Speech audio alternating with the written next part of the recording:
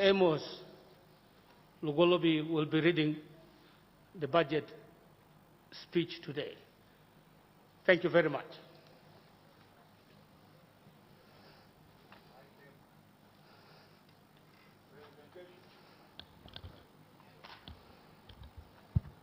Presentation of the budget speech. I now invite Your Excellency to proceed with the presentation.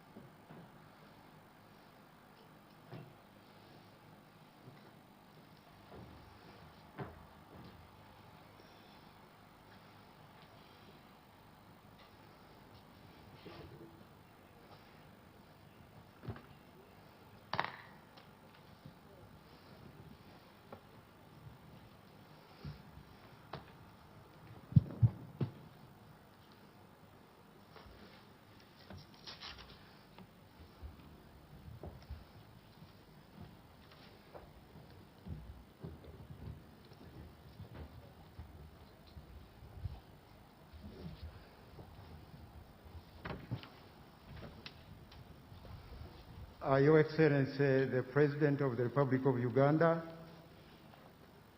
Your Excellency, the Vice President, the Right Honorable Speaker of Parliament, Your Lordship, the Chief Justice, the Right Honorable Deputy Speaker of Parliament, the Right Honorable Prime Minister, Honorable Ministers Designate, Honorable Members of Parliament, Your Excellencies, Heads of Diplomatic Missions and Development Partners, distinguished guests, ladies and gentlemen.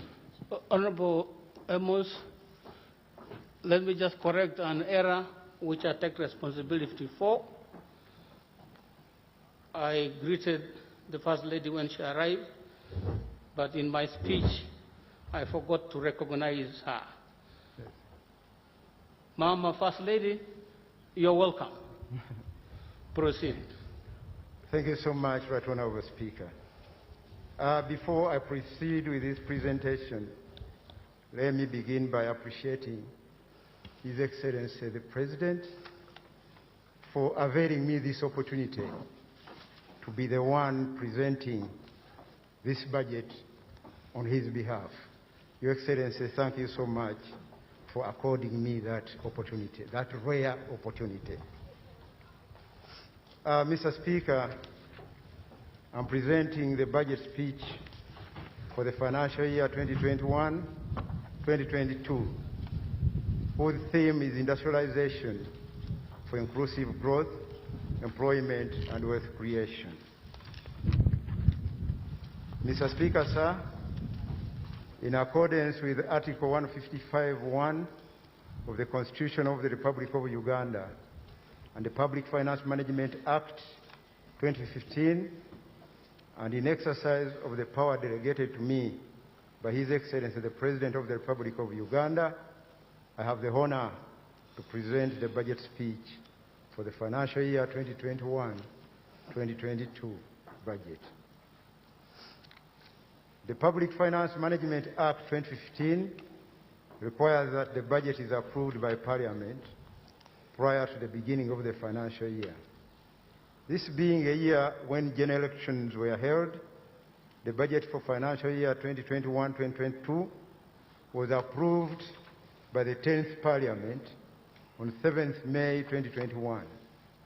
My statement today is therefore a summary of the budget as approved by that Parliament. I thank all honorable members of that Parliament for the excellent cooperation in the preparation and approval of the budget. Mr. Speaker, sir, Ugandans have once again renewed the mandate of the NRM government. I heartily congratulate His Excellency the President upon his victory.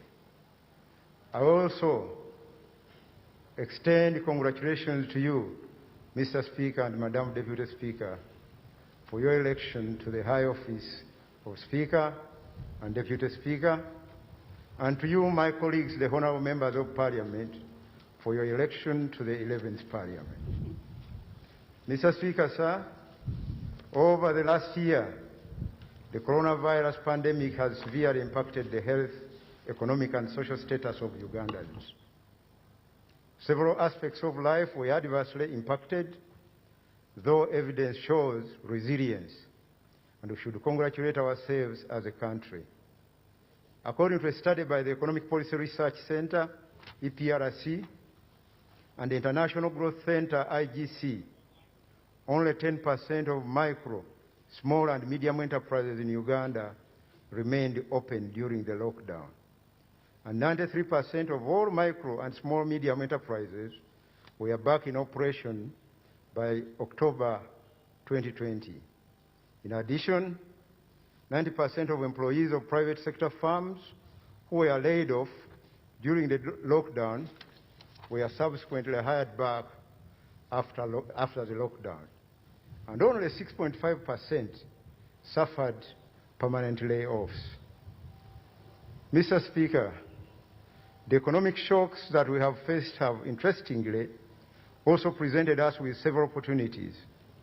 We have improved efficiency in public spending by using digital solutions, thus reducing the absolute need to travel abroad and inland, and physically attend meetings and workshops.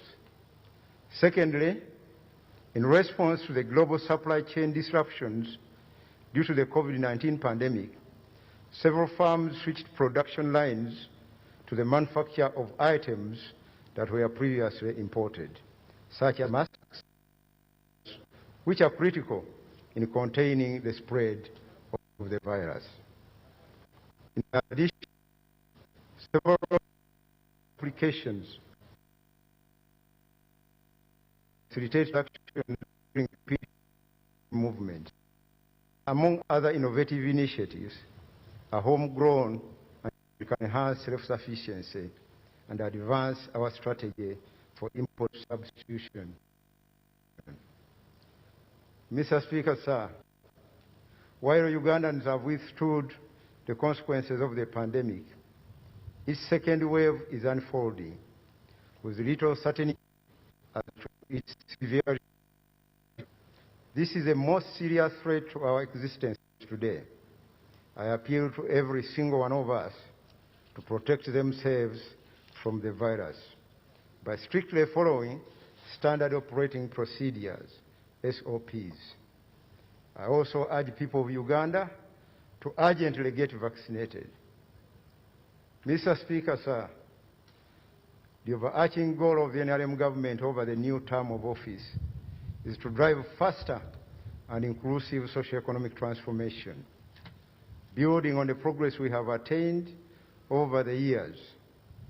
The key to rapid socio-economic transformation in Uganda rests on industrialization, mainly based on agriculture, boosting private sector business, and ensuring the well-being of Ugandans, together with the development of their skills for productive work. The budget for next financial year, 2021, is therefore premised on the theme, industrialization, for inclusive growth, employment, and wealth creation. Mr. Speaker, in this budget statement, I will do the following. Number one, report on Uganda's economic and social progress over the last 5 years. Number two, present the economic growth strategy and priorities for financial year 2021-2022.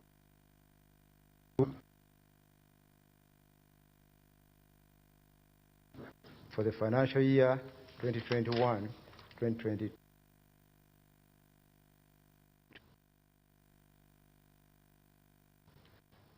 Mr. Speaker,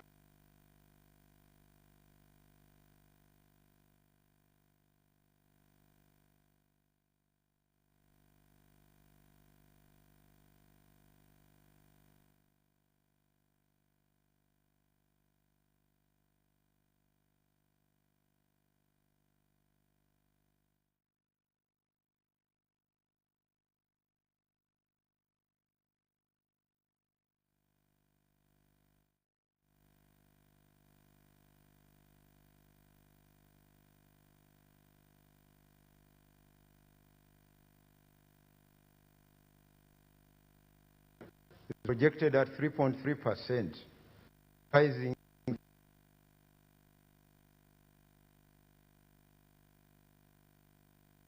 the last 5 years. The size of the economy has grown from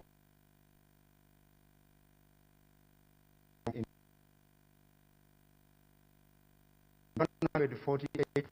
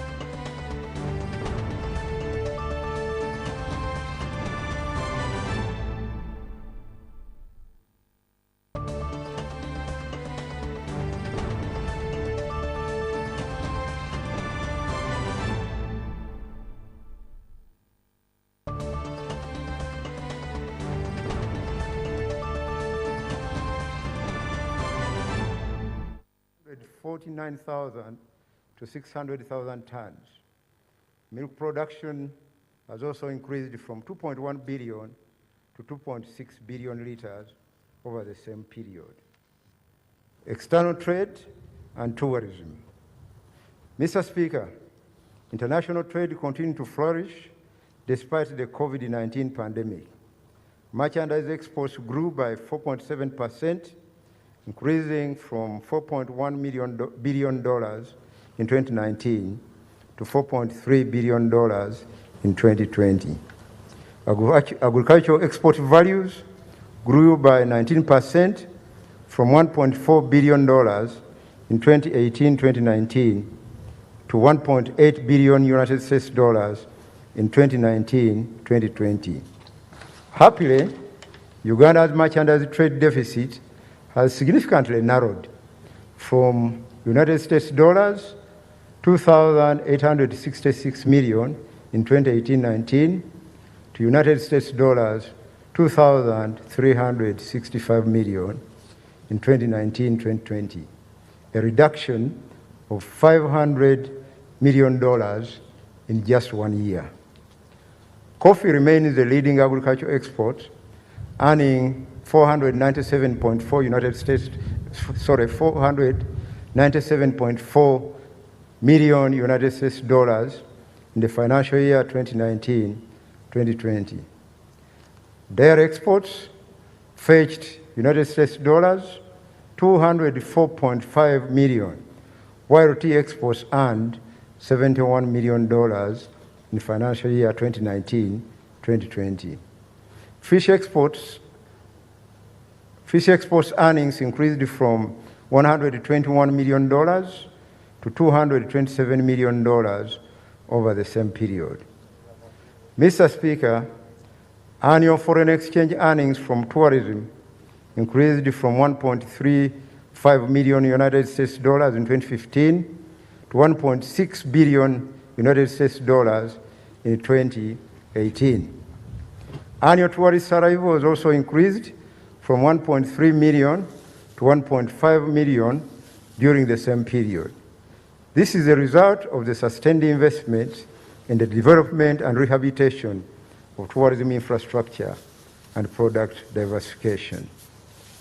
Unfortunately, the outbreak of COVID-19 has caused a huge setback to tourism, as we all know.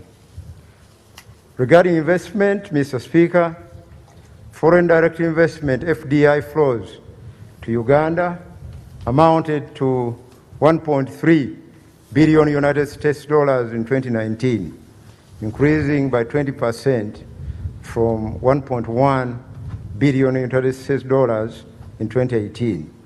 And domestic investments also increased by 13% from $385.3 million to $433.8 million in the same period.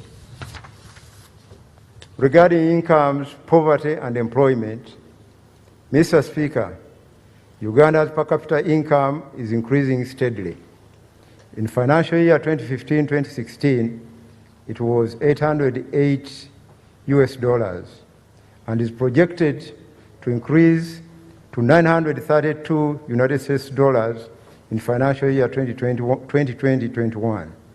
We expect to achieve middle income of $1,039 United States dollars within the third year of NDP 3 implementation. The key reasons why we did not attain a middle income status by 2020 are, number one, lower than expected productivity, especially in agriculture. Two, inefficiencies in public investment, resulting in less than optimal returns. Number three, the shocks from natural disasters, especially in the last 2 years. Mr. Speaker, the recently concluded household survey reports that poverty has declined from 21.4% in 2016-2017 to 20.3% in 2019-2020. Poverty rates reduced in West Nile, Bunyoro, and Elgon regions, among others. However, 39% of Ugandan households are still in subsistence economy. Mr. Speaker, the household survey also found that 68% Ugandans work in agriculture, and 74% of Ugandans of working age are engaged in some form of employment. Formal employment has also expanded by 17% between 2016-17 and 2019-20, with the payee register expanding from 1.3 to 1.5 million registered taxpayers, according to the Uganda Revenue Authority. In order to empower youth and women to increase self-employment and incomes, 247,700 youth have been financed with shillings 165 billion to implement 21,000 projects under the Youth Livelihood Program. A further 166,300 women in 13,800 groups have received funding for projects. The externalization of labor has enabled 16,750 persons get employment in the Middle East over the last year and remit approximately $9 million per month. Economic infrastructure. Mr. Speaker, infrastructure is an important facilitator for economic growth and socio-economic development. Significant progress has been recorded as follows.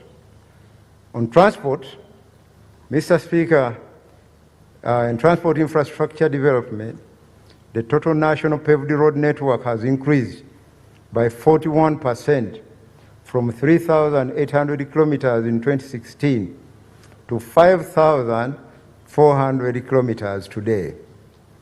11 inland water vessels are operational with the commissioning of the Buwama and the Suguru ferry services. With respect to air transport, the upgrade of Entebbe International Airport is almost complete, with 96% of works at the cargo complex done. Kabale International Airport in Hoima now stands at 55.6% complete. To revive railway transport, rehabilitation of the Tororo-Gulu meter gauge railway has commenced, and 79% of the land for the construction of the standard gauge rail has been acquired. In addition, locomotives are being procured to further support Uganda Railways. Regarding power, Mr. Speaker, national electricity access today stands at 51%, of which 24% is on grid and 27% off grid. With the implementation of the free electricity connections policy, 152,500 households have been connected to the grid. Power generation capacity has increased by 38% from 925 megawatts in 2016 to 1,274 megawatts in 2020.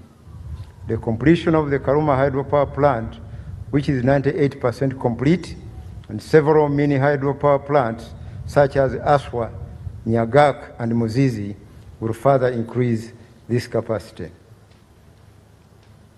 Digitalization, Mr. Speaker. Internet access now stands at 52%, with 21 million people using the internet. Active mobile money subscriptions are 23 million, served by 235,800 mobile money agents.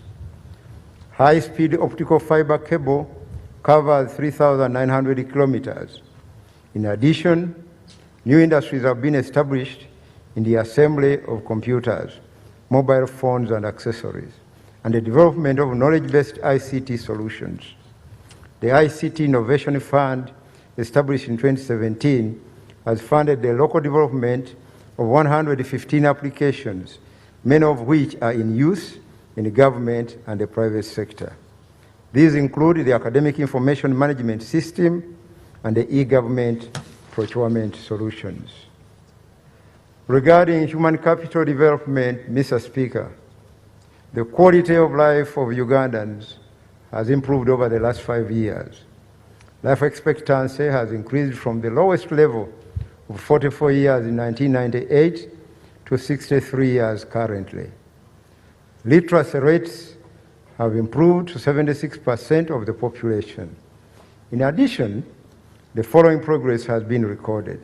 Number one, 5.4 million home study books were distributed to private and public primary and secondary schools to support continuity of learning during COVID-19 pandemic. Number two, 270 teachers were trained in early grade reading methods for pre-primary schooling as part of the early childhood development curriculum rollout this year. And 14,350 teachers were trained to provide psychosocial support arising from COVID-19. Number three, construction of 117 seed secondary schools was completed, and 64 community secondary schools at sub-counties were grant-aided. Safe water coverage in rural and urban areas is estimated at 68% and 71% respectively. Consequently, 48,000 villages, representing 70% of all villages, have at least a source of water. In urban water supply, National Water and Sewage Corporation has extended 954 kilometers of water mains, and 49,000 new customers have been connected. In addition, 1,506 public stand posts have been installed, which serve an estimated 300,000 people. And five, access to health care, as measured by the proportion of people within a 5-kilometer radius of a health